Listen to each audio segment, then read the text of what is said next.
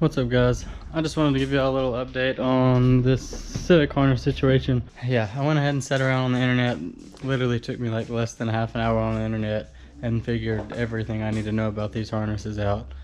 I've got a whole wiring harness, D16 like pinout diagram printed out now for it. But yeah, I know 100% where everything goes, what I'm doing completely now. I know what all of it is.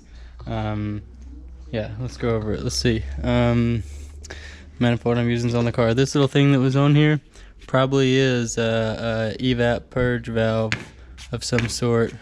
The IAT, the intake air tent, I've got to go get that sensor in the pigtail. Oh, harness looks crazy right now.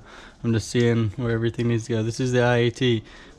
It's not going to be back here anymore. It's going to be in the intake. That's where it is on this car, so that I have to extend that and put it in the intake. Here's my VTEC wires. Have to wire those in.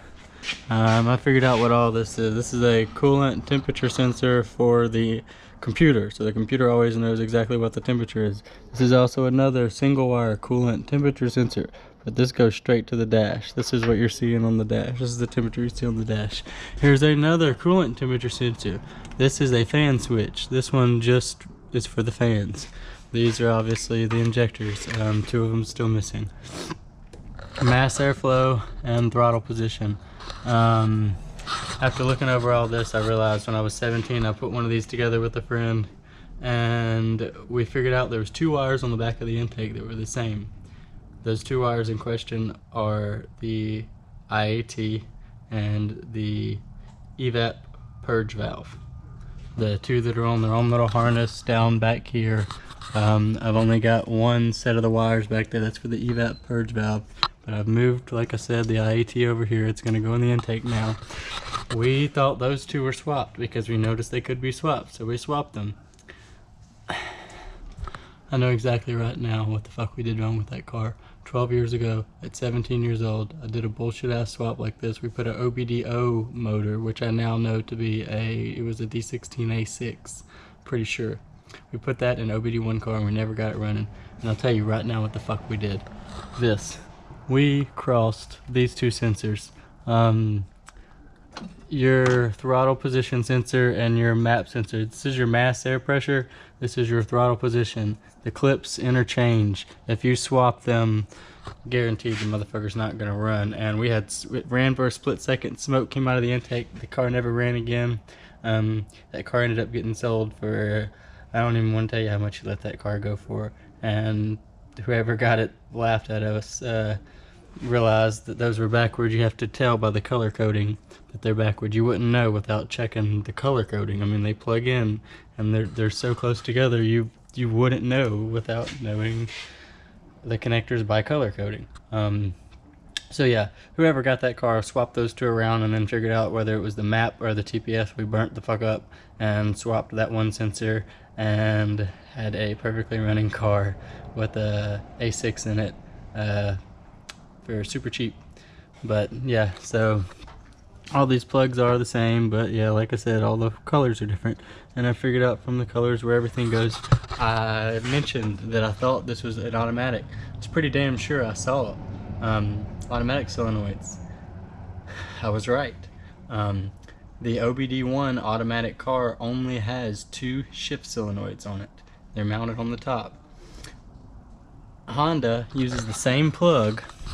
This is your reverse light plug. On a standard transmission, when you put the car in reverse, you have to have an actual plug to tell the car that you're in reverse. Otherwise, it would never know you're in reverse. The automatics get that signal from your stock, from the thing inside the car. The standards have to get your reverse signal directly from the transmission. It's manual.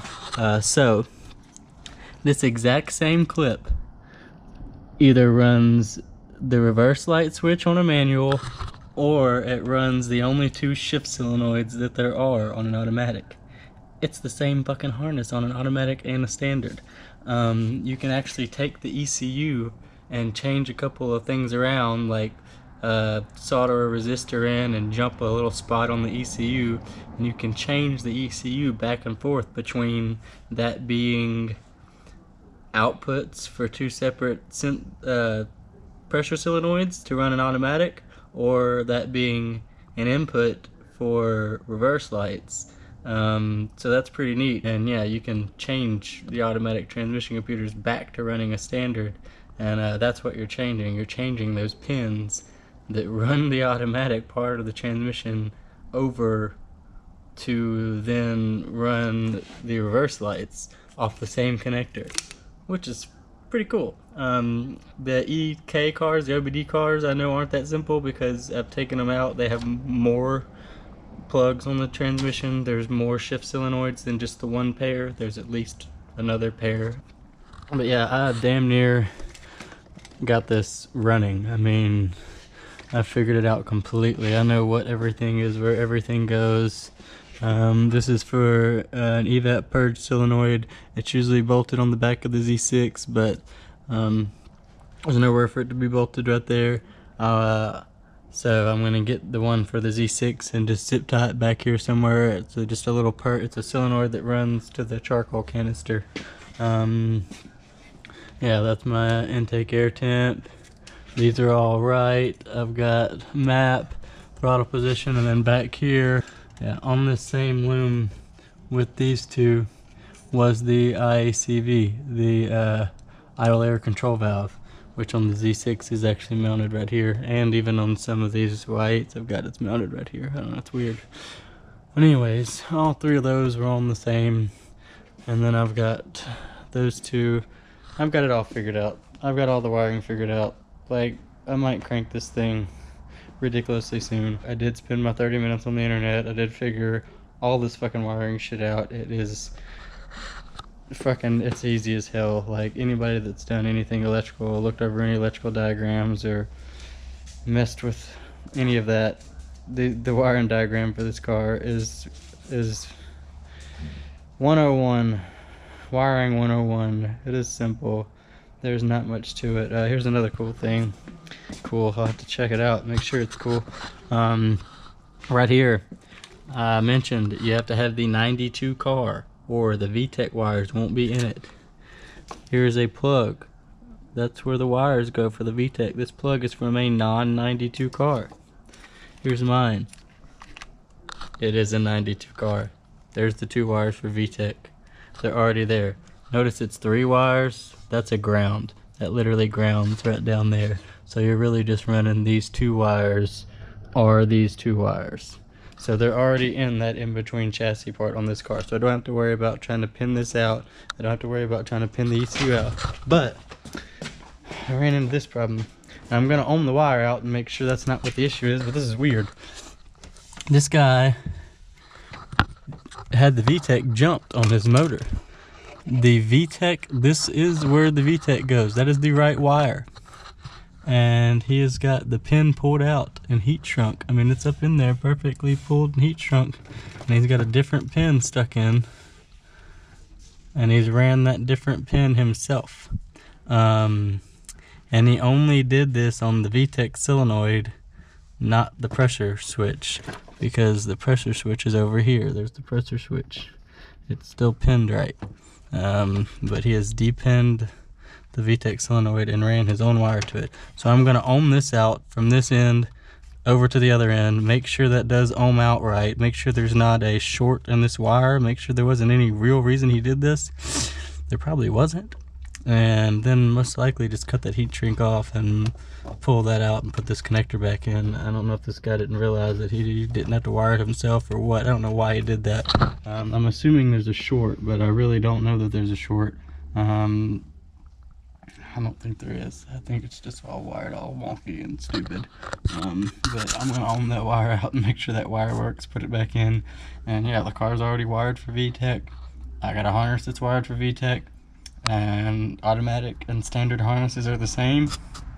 So fucking we're gravy. Like gravy. Everything is good. I know everything that I'm doing now. And it's been great. It's been such a learning process. like I said, I just explained to y'all about a car that me and a buddy did like literally 12 years ago when I was in high school, and I now know exactly what went wrong, and it was ignorant. But I probably won't film much more of that. That car might have some of these parts already on it and the loom already wrapped up. I really want to do a little lapse. I'm going to try to lapse me actually wrapping the loom, but I don't know if I will because it's one of those things I can do at home. So I might, I don't really try to do a lot of filming there either. I might sit in the comfort of my own home and clean that loom real good and rewrap it and put all the corrugated tubing back on it, which I was also surprised about that. This is called corrugated tubing, I believe. Tell me if I'm wrong. I believe it is. This stuff's always brittle as hell. When you pull it off, usually you can just like crumble this shit. The electrical tape that is as old as me was crumbling off of this plastic tubing, and this plastic tubing is like still rigid. So I'm gonna reuse all of the original corrugated tubing. I have rolls of this stuff, but all the corrugated tubing I have is from like Harbor Freight, and this stuff's already lasted almost 30 years. I don't think the stuff at Harbor Freight would last 3 before it gets completely brittle. Like literally anybody that's ever messed with this stuff, you know what I mean. This corrugated tubing just freaking crumbles apart anytime you touch it when it's more than 5 or 10 years old, and we're talking over 25-year-old tubing right here, and this stuff is solid. This is not crumbling up. I mean, I'm gonna put these back on, but the whole loom will be wrapped under the tubing and then wrapped again over the tubing, and it was that way before. They had electrical tape the whole loom under and over the top and inside of the tubing, so I guess that did protect it from the heat a little bit, and any sun or heat it saw. It was wrapped completely up. But yeah, I'm gonna reuse all that and just put all new 3M brand electrical tape on it, and yeah, get these pigtails all back where I need them. I really would like to get a couple of more longer ones. I might go to the junkyard just to get a few more of these longer 2-prong pigtails to get that all wired in right and have room. I've got to go anyway because I've got to get the OBD2 intake air temperature sensor. Yeah guys, I've basically got this completely figured out. Literally, like completely, like I'm pretty positive I've got like all of it figured out, and I'm stoked about that. I was a little bummed yesterday looking at all these wires and just being like, I don't know where anything goes, and then everything's got the same plugs, but it really wasn't too hard figuring out what everything was. And yeah, if you do put a Y8 in an OBD1 car, fucking just about everything works. Like there's a knock sensor that you won't use. You'll have to use the OBD1 injectors and either an OBD1 distributor or a conversion harness to make your distributor work, and then your IAT. As long as you get the freaking intake with the Y8, you'll just have to extend the wires over to the IAT that's going to now be in the intake. And then you want to use accessories like the alternator from the OBD1 so that it plugs in. But all the engine sensors were the same. I mean, the biggest thing is the injectors, and it has to do with the impedance. There's like low impedance injectors and high impedance injectors.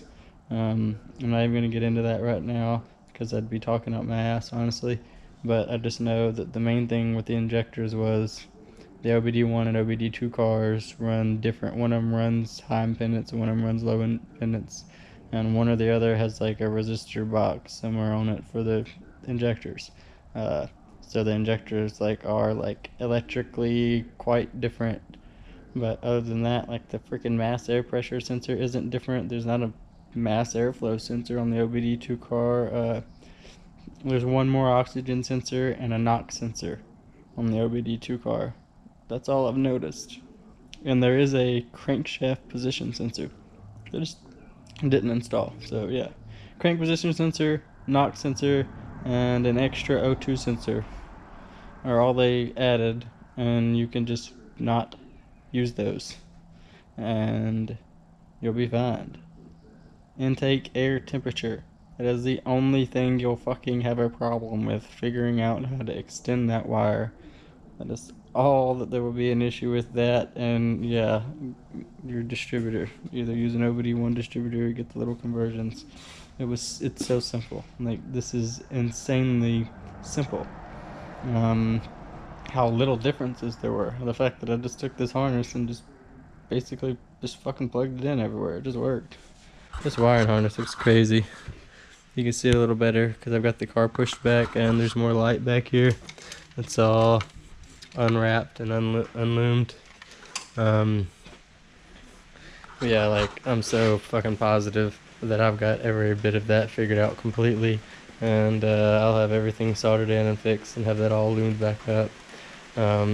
Done with figuring this motor out. This motor's figured out. As far as getting it to run on a factory P28 set at a base timing of 16 degrees instead of 12 degrees, I don't know exactly what the fuck I just said. I need to figure that out. I need to figure out how to tune these things. The whole goal of this car was to turbo it and to put an aftermarket system. I've been looking at, actually, I might end up putting Honda in it, just because it's so easy to use, and it's more like all the higher end software rather than doing something crappy and trying to burn chips or use Chrome or Neptune or something. I think I am going to go ahead and get an actual Honda board on this car. And one of my P28s, I'll probably solder it into one of my P28s myself. I'm pretty confident in installing the board. It's just a $600 engine computer, and it's not even really an engine computer, it's a piggyback, but it's one hell of a piggyback. But I think I'm gonna probably go with that management when I do turbo it, so that I will actually be getting good knowledge, good training. I'll actually be learning.